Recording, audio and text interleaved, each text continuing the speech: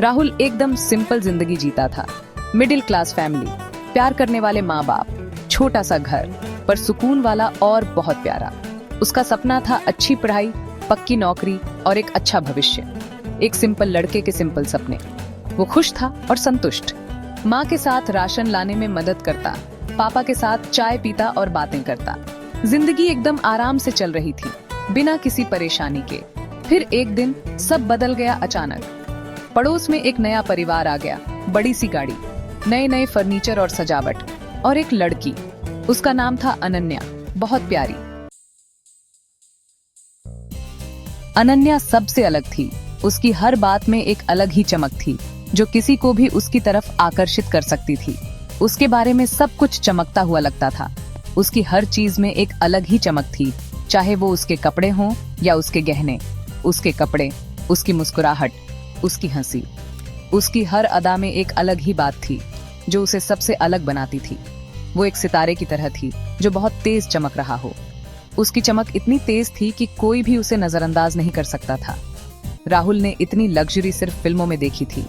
उसके लिए ये सब कुछ नया और अजीब था।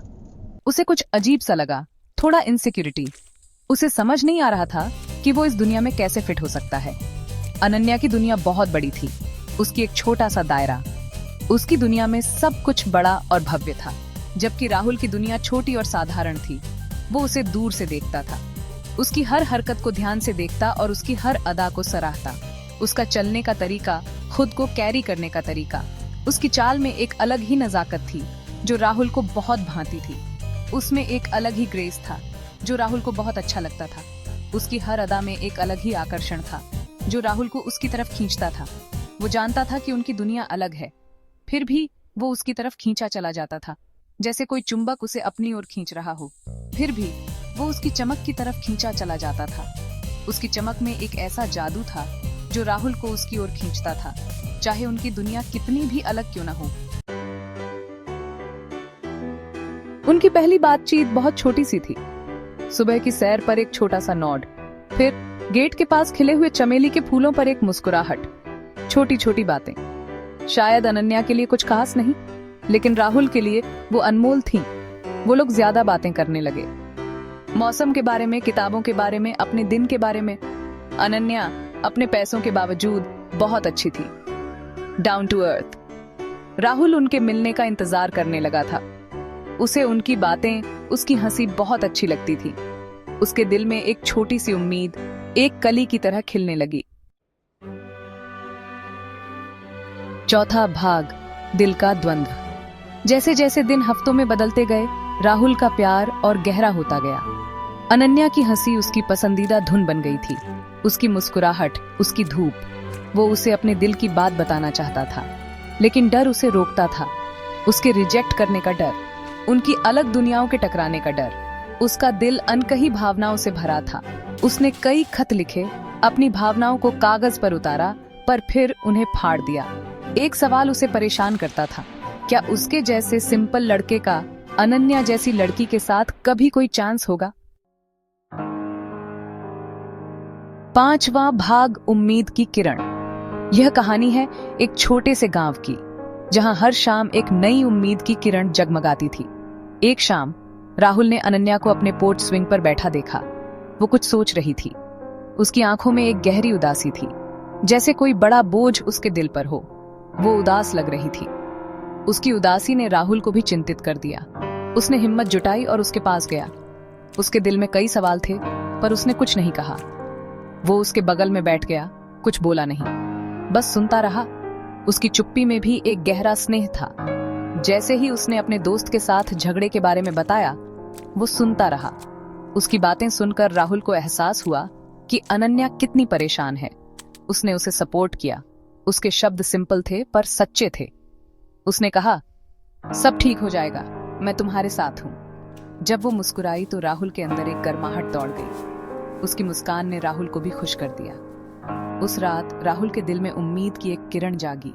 उसने सोचा, शायद मैं उसकी मदद कर सकता हूं। शायद, बस शायद, उसका कोई चांस हो सकता है।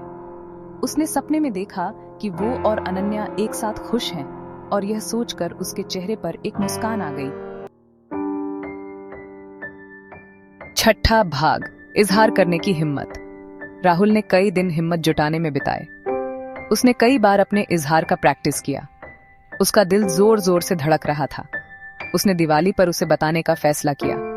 रोशनी का त्योहार अपनी भावनाओं को बताने के लिए परफेक्ट समय लग रहा था। उसने उसके लिए एक छोटा सा गिफ्ट खरीदा, एक सिंपल सा सिल्वर पेंडेंट जिसमें एक नाजुक कमल का डिजाइन था। ये उसकी एलिगेंस को दर्शाता था, सिंपल पर खूबसूरत। दिवाली आ गई। राहुल अनन्या के दरवाजे के बाहर खड़ा था। उसका दिल धड़क रहा था। उसने डोरबेल बजाई। 7वां भाग, एक अनकहा जवाब। अनन्या ने दरवाजा खोला। उसका चेहरा फेरी लाइट्स की वार्म ग्लो से जगमगा रहा था। उसकी आंखों में एक चमक थी जो इस खास मौके की गवाही दे रही थी। राहुल को देखकर उसकी आंखें फैल गईं। वह इस अप्रत्याशित मुलाकात के लिए तैयार नहीं थी। उसने कांपते हाथों से गिफ्ट आगे बढ़ाया। उसके हाथों की हल्की सी कंपी उसकी नर्वसनेस को जाहिर कर रही थी। हैप्पी दिवाली अनन्या, उसने कहा। उसकी आवाज धीमी थी। उसकी आवाज में एक अनकहा डर और उम्मीद दोनों झलक रहे थे। उसने गिफ्ट ले लिया। उसके चेहरे पर एक हल्की सी मुस्कान थी जो उसकी उलझन को छुपाने की कोशिश कर रही थी। उसके चेहरे पर एक उलझन भरी मुस्कुराहट थी। वह समझ नहीं पा रही थी कि इस पल को कैसे संभाले। राहुल, ये अनएक्सपेक्टेड है। Thank you. उसकी आवाज में एक हल्की सी हिचकिचाहट थी। उसने गहरी सांस ली। उसके दिल की धड़कनें तेज हो गई थीं। सच्चाई का पल आ गया था। यह वह क्षण था जिसका इंतजार दोनों ने लंबे समय से किया था। अनन्या, मुझे तुमसे कुछ कहना है। उसकी आवाज में एक अनकहा डर और उम्मीद दोनों झलक रहे थे। उसने उसकी आंखों में देखा। उसका दिल जोर से धड़क रहा था। यह पल उनके रिश्ते के लिए निर्णायक हो सकता था। उसका जवाब क्या होगा? हाँ? ना? यह सवाल उसके मन में गूंज रहा था। जैसे ही राहुल वहां खड़ा था, रात के आसमान में पटाखे फूटने लगे। उनके रंग बिरंगे फटने राहुल के अंदर फूट रहे जज्बातों को दर्शा रहे थे। उनके रंग बिरंगे फटने राहुल के अंदर फूट रहे जज्बातों को दर्शा रहे थे। यह एक ऐसा पल था जो हमेशा के लिए उनकी यादों में बस जाएगा। जवाब अभी के लिए अधूरा था, अनकहा था, दिवाली की रात में। लेकिन यह अधूरापन ही शायद इस पल की खूबसूरती थी।